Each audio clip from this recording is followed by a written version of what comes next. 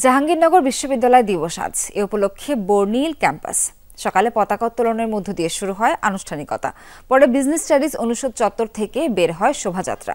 এতে অংশ নেন সাবেক ও বর্তমান শিক্ষার্থীরা। আড্ডা, আনন্দে, স্মৃতিচারণায় মেতে ওঠেন সবাই।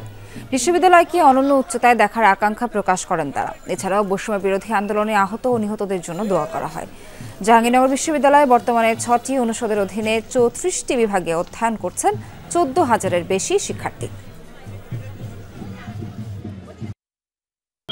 আমাদের সন্তানরা, আমাদের সহযোদ্ধারা, আমাদের সহকর্মীরা যে প্রত্যাশা নিয়ে, যে চেতনা ধারণ করে এই সংগ্রামে সফল হয়েছে এবং আমাদের উপর পবিত্র দায়িত্ব অর্পণ করেছে, আমাদের আজ সেই অঙ্গীকার ব্যক্ত করবার দিবস।